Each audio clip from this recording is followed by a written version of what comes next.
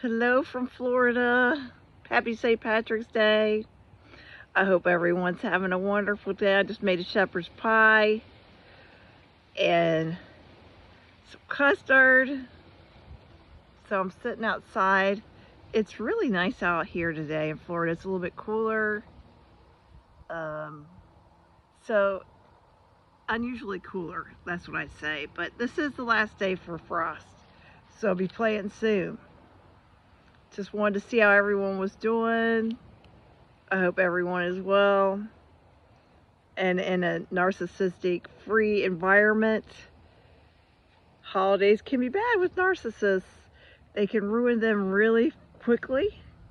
They can also get involved with alcohol on St. Patrick's Day, and then woo-wee, then you got some problems. So beware of that.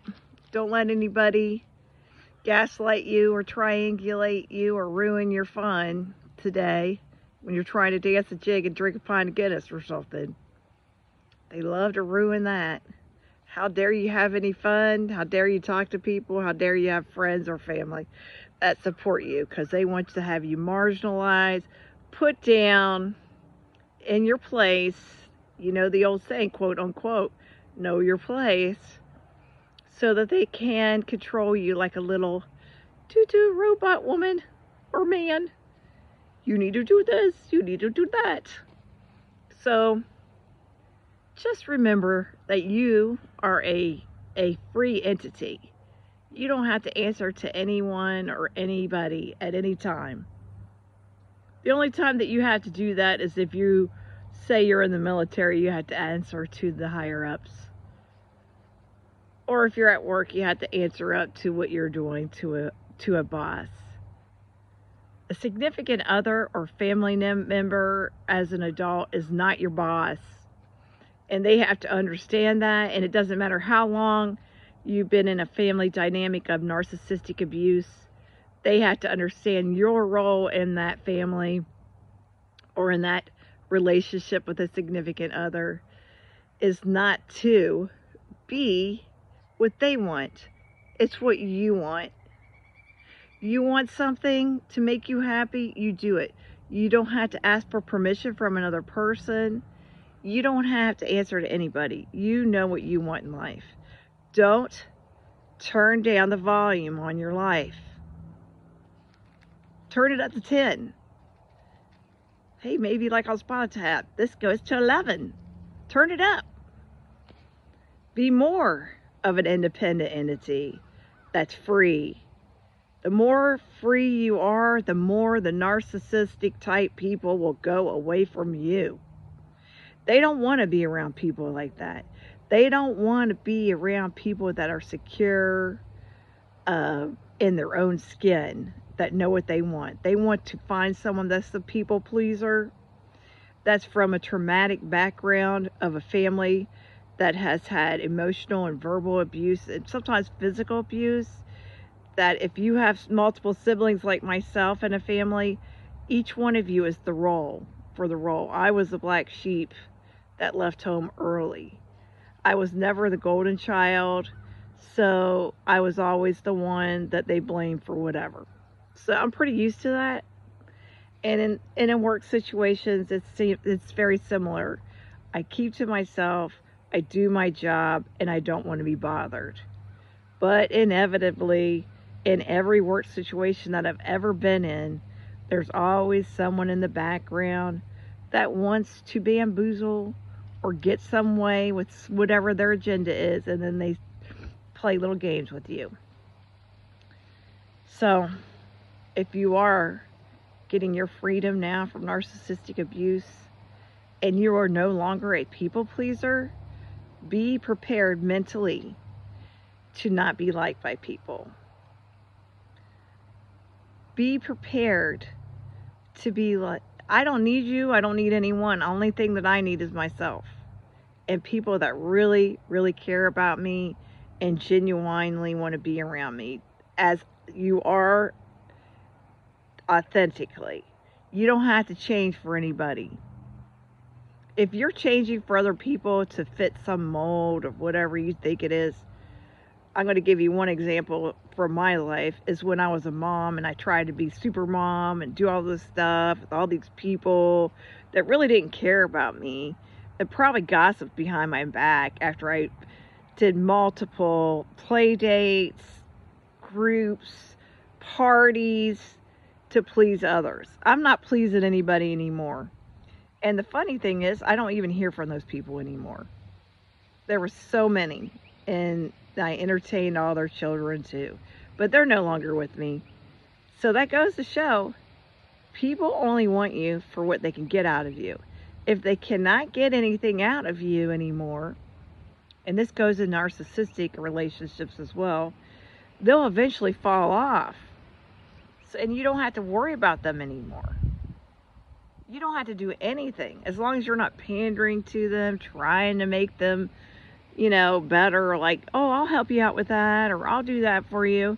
They'll eventually fall off, and you don't have to even do a thing. You don't have to pick up a pen. You don't have to work. You just sit back, stay to yourself, and see where they fall. See who calls who. See who is keeping that relationship together. If you don't pander to, say, your significant other, and you just stand back, they'll eventually go find new supply. They may want to have you around for financial reasons or other reasons, such as if you're a parent, they might want you around for the children. But once they know that you are not going to pander to them and give them everything, they're going to fall off eventually. They'll go run off and get some new supply and make up some story how evil you are and you don't give attention to them anymore. And then they're like, she does this and she does that and he does that and he does, And then the new supply will be like, oh, that's terrible. Let me, pick me. Let me be the people pleaser. So, they'll fall off. They'll get new supply. It's so easy to predict what a narcissist will do. They always want attention to soothe their egos.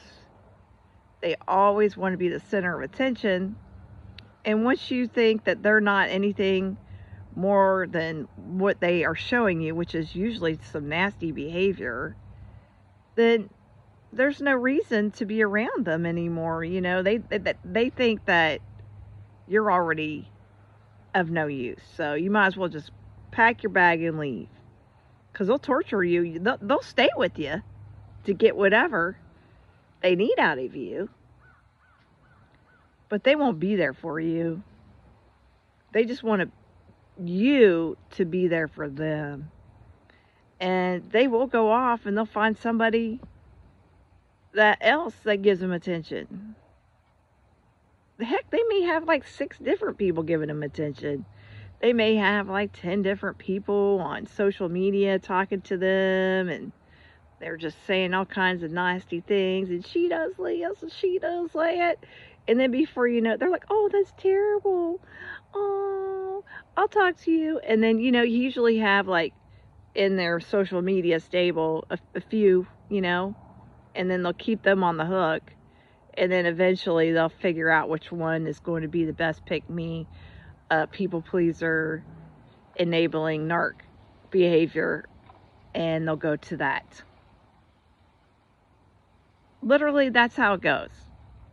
You really don't have to do anything, but I'll tell you what, they will stick around with you and torture you and use you as the emotional punching bag.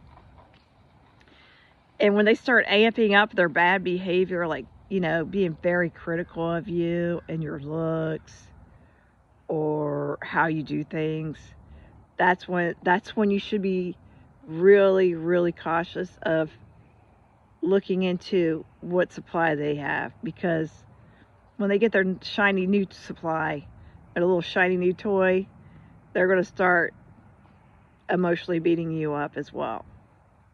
So if you start getting like, oh, why are you wearing that? Or why is your hair like that? Or why do you look like that? What are you doing with your makeup? They'll be hypercritical.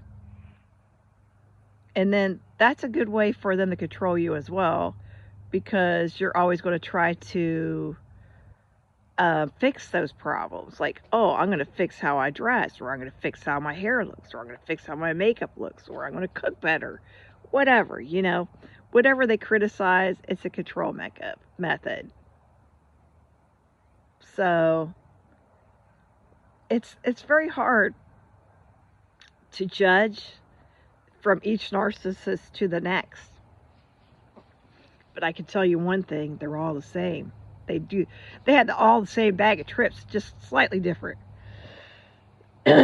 So, happy St. Patrick's Day, and stay narcissistic free. Have a great day.